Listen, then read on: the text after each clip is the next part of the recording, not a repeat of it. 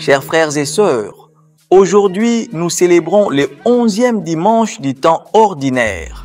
Les textes liturgiques de ce jour nous invitent à réfléchir sur la croissance et la transformation dans le royaume de Dieu, une thématique profondément enracinée dans notre foi et dans notre vocation chrétienne. Pour comprendre ces lectures, il est essentiel de situer leur contexte culturel et théologique, ainsi que la méthode pédagogique de Jésus qui enseignait souvent par paraboles. Dans la première lecture, le prophète Ézéchiel, écrivant pendant l'exil à Babylone, utilise l'image d'un petit rameau planté pour devenir un grand arbre. Cette image était significative pour les Israélites exilés, représentant la restauration et le renouveau promis par Dieu à son peuple. Ézéchiel réconforte ainsi son peuple, le rassurant que Dieu a le pouvoir de transformer des situations désespérées en source d'espoir et de nouvelles vies. L'évangile de Marc nous présente des paraboles sur le royaume de Dieu. La première montre le mystère de la croissance du grain semé, soulignant que, tout comme la semence germe sans l'intervention humaine, le royaume de Dieu croît selon des modalités divines, souvent invisibles et incompréhensibles pour nous. La deuxième parabole, celle du grain de moutarde, illustre un développement significatif à partir d'un très petit début. Jésus, s'adressant à une audience principalement agraire, choisit des métaphores du quotidien pour révéler des vérités profondes, rendant l'incompréhensible accessible. Les paraboles étaient un moyen efficace d'enseigner dans la culture juive, permettant à l'auditeur de découvrir les vérités cachées à travers la méditation et la réflexion personnelle.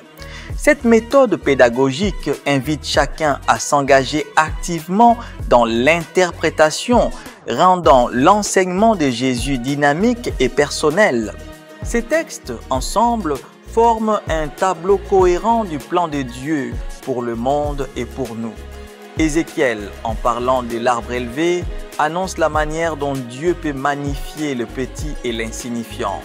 Paul, dans la deuxième lecture aux Corinthiens, nous rappelle que notre ambition principale dans tous les états de la vie doit être de plaire à Dieu, ce qui se reflète dans notre croissance spirituelle personnelle. Ces textes nous interpellent directement sur notre manière de percevoir la croissance et le succès. Dans un monde où les résultats immédiats sont souvent valorisés, les paraboles du royaume nous enseignent la patience et la confiance dans les processus invisibles de Dieu. Comme dans la parabole du grain qui pousse secrètement, notre foi doit être patiente, sachant que Dieu œuvre même quand nous ne voyons pas de changement apparent. La leçon pour nous aujourd'hui est double. Premièrement, avoir confiance que Dieu travaille à travers nos petites contributions au royaume. Et deuxièmement, être actif dans notre propre croissance spirituelle. Cette croissance peut être décrite par le terme théologique de sanctification, le processus par lequel nous sommes rendus saints, progressivement transformés à l'image de Christ par l'action de l'Esprit Saint. Cela requiert de nous un engagement à la prière, à la méditation de la parole et à la participation au sacrement, surtout l'Eucharistie.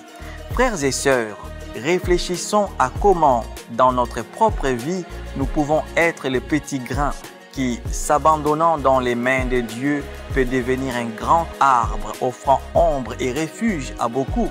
Que cette Eucharistie nous renouvelle dans notre engagement à être des signes vivants du royaume de Dieu sur terre. Amen.